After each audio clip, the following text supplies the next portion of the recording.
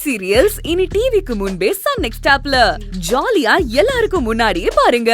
இப்பவே Sun next ஆப்பை download பண்ணி சப்ஸ்கிரைப் பண்ணுங்க.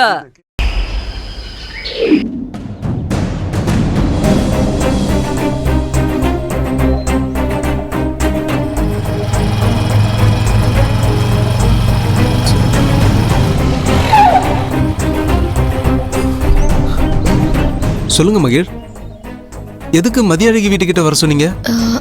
அர்ஜுன், மதியோட அப்பா அவளை வேலைக்கு போக கூடாதுன்னு சொல்றாரு.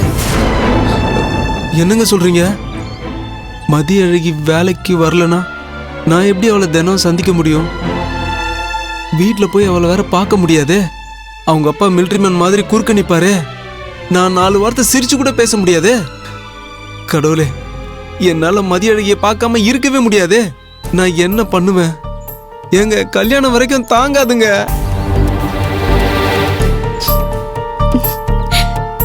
உங்க நிலைமை தாங்க அவளுக்கும். அவங்க அப்பா வேலைக்கு போக கூடாதுன்னு சொன்னதும் அவ ரொம்ப அப்செட் ஆயிட்டா. என்கிட்ட போன் பண்ணி விஷயத்த சொல்லி ஓன அழுவுறா. என்ன அழுதாங்களா? ஆமாமா, வேலைக்கு போகாட்டி பெஸ்ட் ஃப்ரெண்டு உங்களை மீட் பண்ண முடியாதுல்ல, அதனால அழுதுருப்பாங்க. என்ன அர்ஜுன், இப்படி பட்டும் படாம பேசுறீங்க? அவ என்ன மட்டும் மிஸ் பண்ண மாட்டா, உங்களையும் தான் மிஸ் பண்ணுவா. அப்படியே சொல்றீங்க? ஆமா அர்ஜுன். சரிங்க, மதி வேலைக்கு வரணும்னா நான் என்னங்க செய்யணும்? நீங்க தான் அவளை வேலைக்கு கூட்டிட்டு வரணும். நானா? நான் கூப்பிட்டா அவங்க அப்பா அனுப்ப மாட்டாருங்க. உங்களுக்கு தெரியாதா? அவரு ஒரு பிடிவாதக்காரருங்க. என்னங்க இப்படி சொல்லிட்டீங்க? உங்க பவர் என்னன்னு நீங்க புரிஞ்சுக்காம பேசிட்டு இருக்கீங்க. அப்படியா? எனக்கு தெரியாம அப்படி என்னங்க என்கிட்ட பவர் இருக்கு?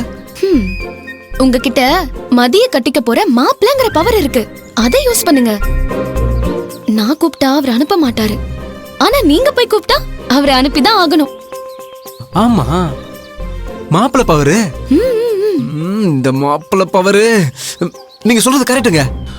மாப்பிள்ளைங்கிற பவரை யூஸ் பண்ணி நானு எப்படி பேசணுமோ அப்படி பேசி என் மாமனாரை நான் சம்மதிக்க வைக்கிறேன். இது போதும் அர்ஜுன். இத மட்டும் செஞ்சீங்கன்னா மதி மட்டும் இல்ல, நானும் சந்தோஷப்படுவேன். விடுங்க மகள், மதிய வேலைக்கு கூட்டிட்டு வர வேண்டியது என்னோட பொறுப்பு. ஆனா ஒரு கண்டிஷன்.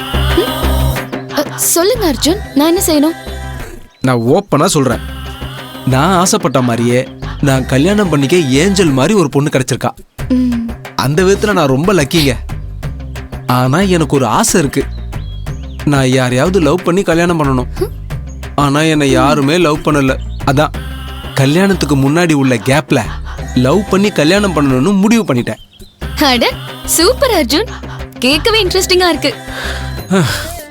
அதுக்காக தான் மதி வேலை செய்யற ஹாஸ்பிட்டல்ல வேலைக்கு சேர்ந்து அவளையே சுத்தி சுத்தி வந்துகிட்டு இருக்கேன்.